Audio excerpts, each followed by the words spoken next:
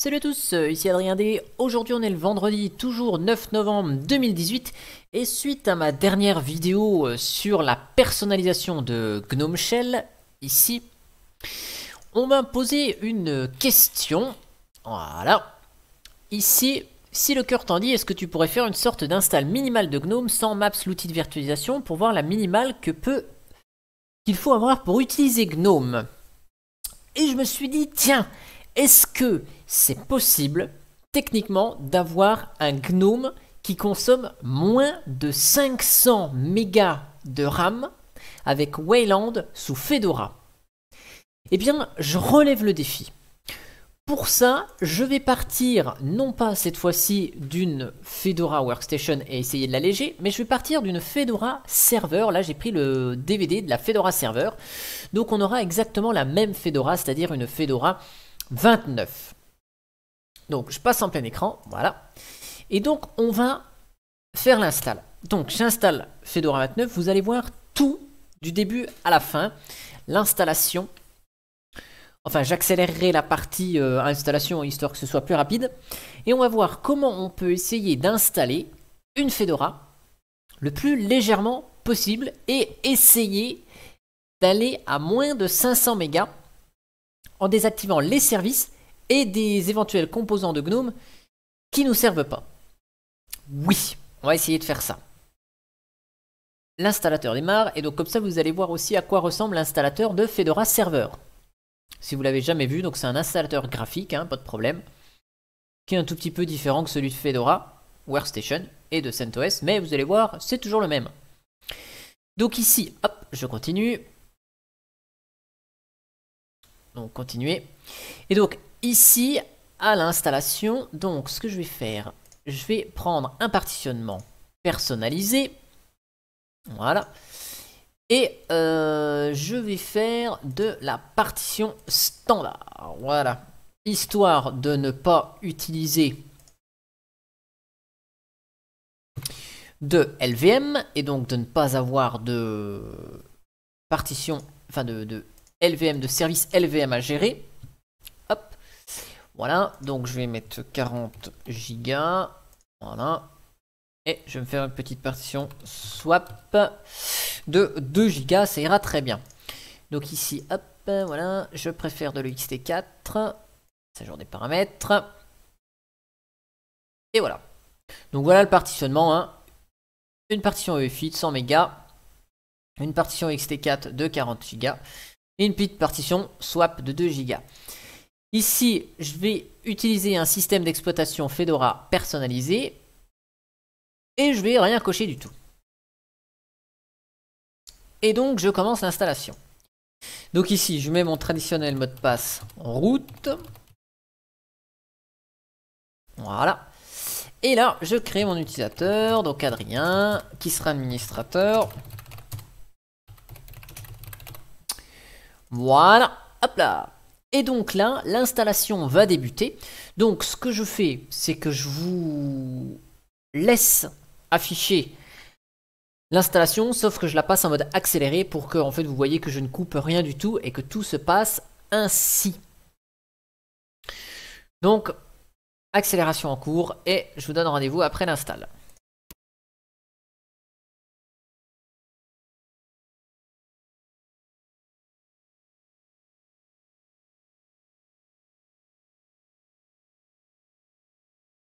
Voilà, donc l'installation est terminée et maintenant on redémarre la Fedora.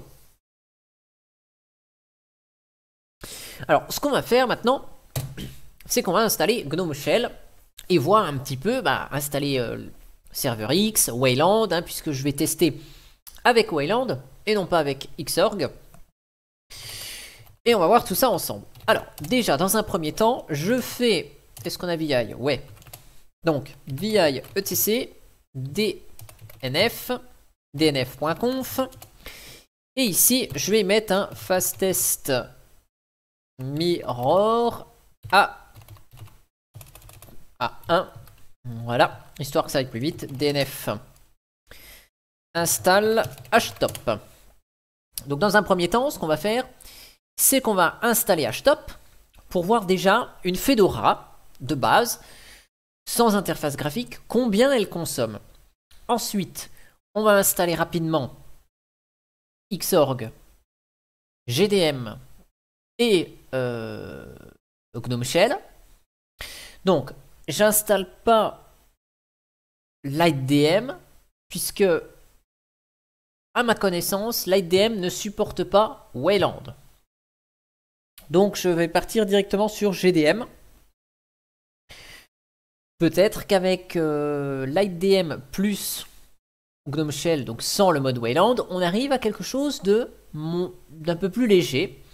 Donc si vous me suivez, si vous regardez cette vidéo et que vous êtes youtubeur, eh bien si vous arrivez à faire mieux que ça, eh bien je vous invite à poster votre vidéo et à faire des tests. Ici j'utilise Fedora, mais rien ne vous empêche de tester sur une autre distribution. Peut-être que ça peut être plus léger, mais sachez toujours que j'utilise jusqu'au bout Fedora pour rester dans le même environnement et la même notion de test.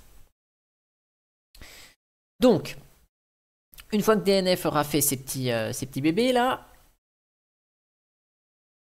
qui aura mis son cache à jour et tout le beans bazar, on va peut-être pouvoir nous installer htop.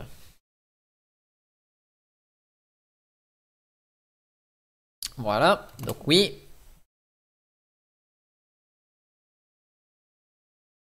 On importe la clé. Et donc si je fais un htop, donc ici on a déjà 213 mégas de consommé juste pour Fedora. Ah voilà, 209, ça descend un peu, voilà. 209 mégas de consommé juste la Fedora. Alors, ce qu'on va faire, on va aller dans etc sysconfig s linux. Alors, je sais pas si c'est une influence, ça, mais c'est pas grave. Et je vais désactiver SE Linux pour la prochaine fois. Je sais pas si ça a une influence. Ensuite, je fais un DNF install. Donc, DNF install GDM GNOME Shell. Voilà. Donc, il y a 179 mégas récupérés et 646 mégas à installer avec GNOME Shell. Donc vous voyez ici, il télécharge automatiquement par dépendance Xorg, Mesa et tout ce qui s'ensuit. C'est la magie des dépendances. Et donc on va voir ce que ça donne. Ah oui, ce qu'on va faire aussi, c'est qu'on va installer un terminal, un GNOME Terminal, puisqu'en installant GDM, on n'aura pas GNOME Terminal. Vous voyez là, il télécharge GNOME Session Wayland ici. Hop, là, GNOME Session, Wayland Session. Donc on aura la session sur Wayland. Donc là, c'est parti, hein, je réaccélère à nouveau et je vous reprends dès que c'est installé.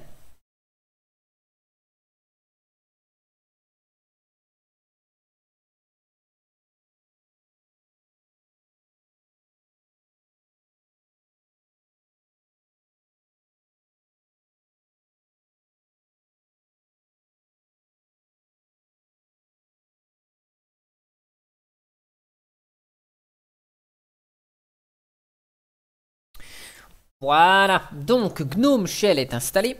Ce qu'on va faire, on va faire un petit DNF install GNOME Terminal quand même, histoire d'avoir un terminal. Et par défaut, il est probable que les polices d'écriture soient pas terribles. Donc on va faire un petit DNF install xorg-x11-fonts et on va installer tous les paquets. Histoire d'avoir quelques polices sympa. Voilà. Et donc avec ça, on devrait avoir quelque chose de très minimaliste, c'est-à-dire GNOME, un terminal, et c'est tout. Donc, on va attendre que tout ça soit téléchargé. Ce qui devrait être rapide, là je ne remets pas la vidéo en pause.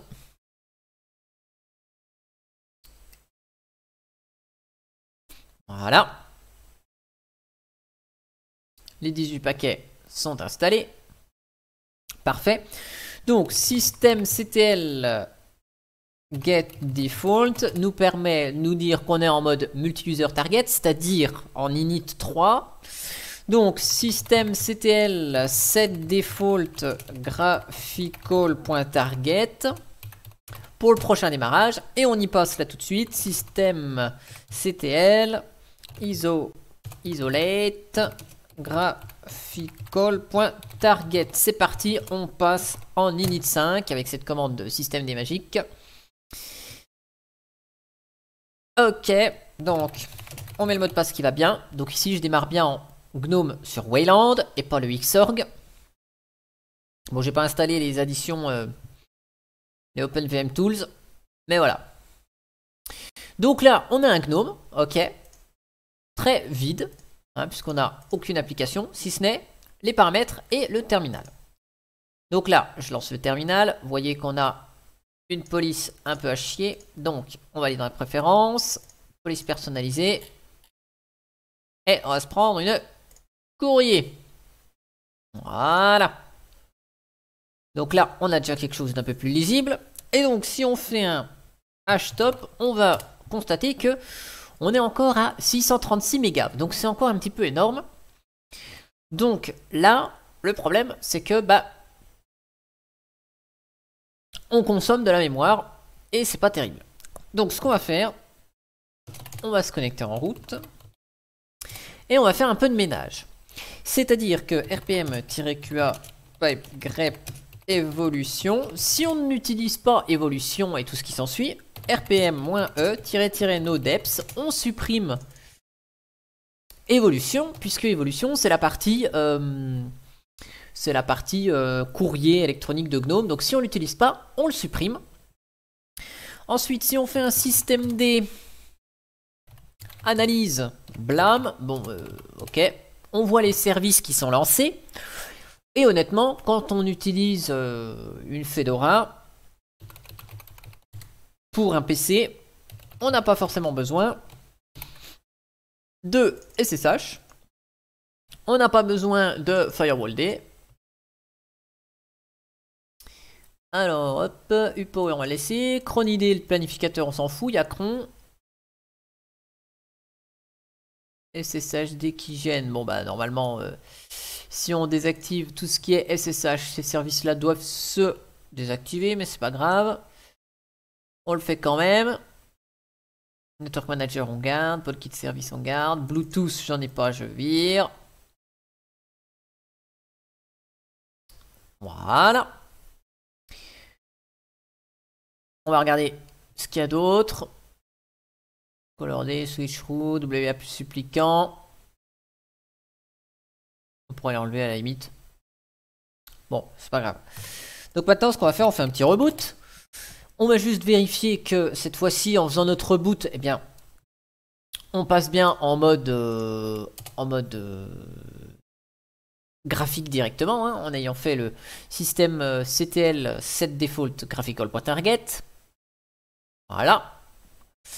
Et donc on va voir cette fois-ci où on en est avec GNOME et est-ce qu'on peut être à moins de 500 mégas.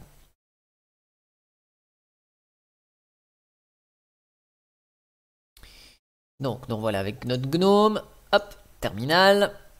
Donc d'ailleurs si je vous fais un petit echo $Wayland display, hein, on est bien en Wayland. Hein. Et si on fait un petit hashtop, on est à 481 mégas avec GNOME Shell. Elle est pas belle la vie. Alors bon, forcément, on manque on va manquer de fonctionnalités parce que là on n'a pas GNOME logiciel, on n'a pas PackageKit qui est installé. Mais si vous avez si vous aimez la ligne de commande et puis que vous voulez utiliser GNOME ainsi, bon bah avec Fedora, installer les logiciels avec DNF et compagnie, vous pouvez le faire. Là, ça fait 23 minutes 35 que la vidéo est enregistrée. Alors, avec les accélérations, vous n'avez pas ce temps-là. Mais en 20 minutes, on peut installer Fedora avec GNOME et que ça fonctionne très bien. Et après, bon, bah voilà, si vous voulez sudo apt DNF install Firefox, GNOME tweak tool, hein, si vous voulez personnaliser un peu. Thunderbird.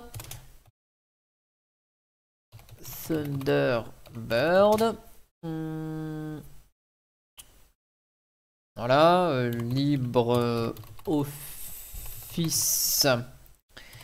Donc calque, writer, impress, langpack-fr. Voilà.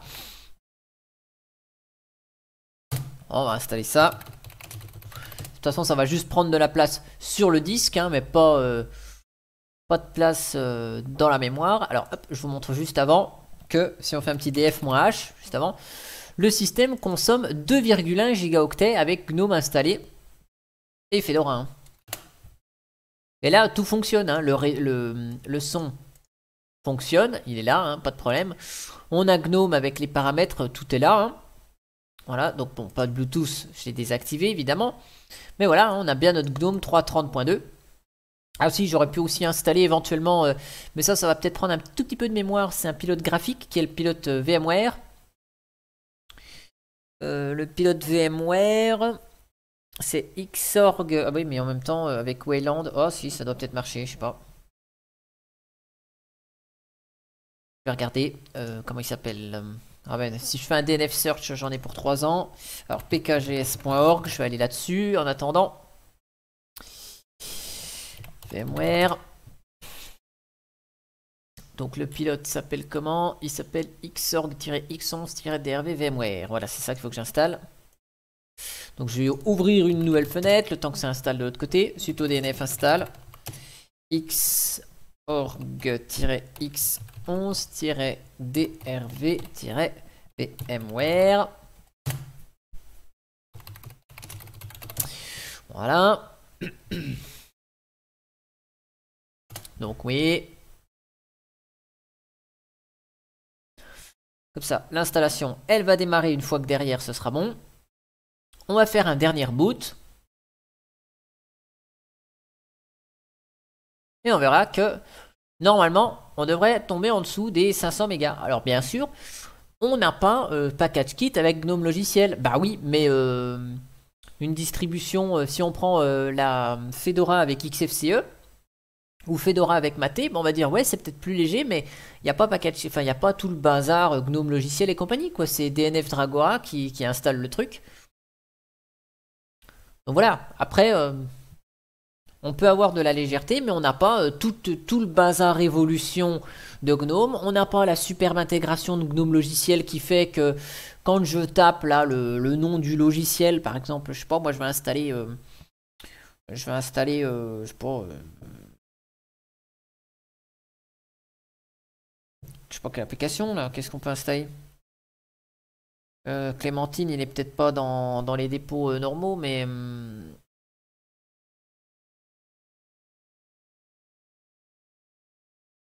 qu'est-ce qu'il y a dans les dépôts normaux? Qu'est-ce que je pourrais installer? Midori, tiens, par exemple, Midori, c'est léger. Voilà, si je tape Midori, bah voilà, forcément, il n'y a aucun résultat et j'ai pas le moteur de GNOME qui dit derrière, hey, c'est pas installé, clique ici pour l'installer via GNOME logiciel. Voilà.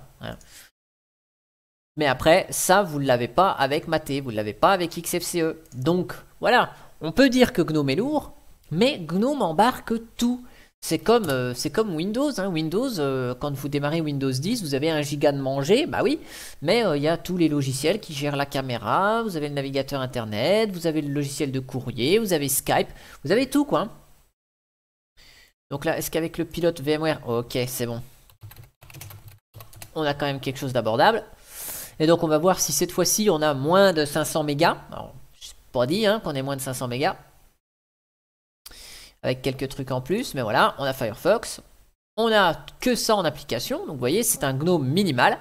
Mais si on lance htop, on est à 485 mégas. Donc, mission accomplie. On est en dessous des 500 mégas. Oh là, je sais pas ce qui m'a lancé qui me fait un peu plus manger, mais 500 mégas. Oh non, ne bouge pas plus. Il ne faut pas bouger plus. Voilà. On est à moins de 500 mégas.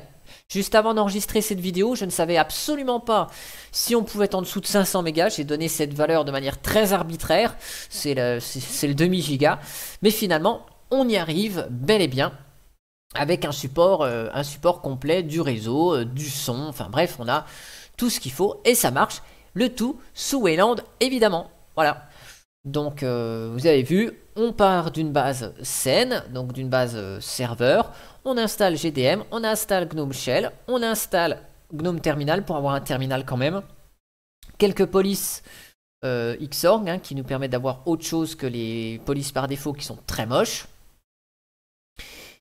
Et puis après, eh bien, on désactive les services qui ne nous servent pas, style Firewall D, qui n'ont d'ailleurs rien à voir avec GNOME, hein, mais on désactive les services qu'on n'a pas besoin et on se s'en tire avec moins de 500 mégas. Voilà, donc mission accomplie. Ah oui, puis on enlève aussi évolution, serveur, toute la partie évolution, qui bien évidemment nous sert pas si on va utiliser Thunderbird, si on n'utilise pas toute la partie de GNOME, hein, chose qui n'existe pas dans XFCE et qui n'existe pas dans Mate ou LXQT par exemple. Voilà, c'est qu'un exemple. En tout cas, j'espère que cette vidéo et ce défi vous aura plu.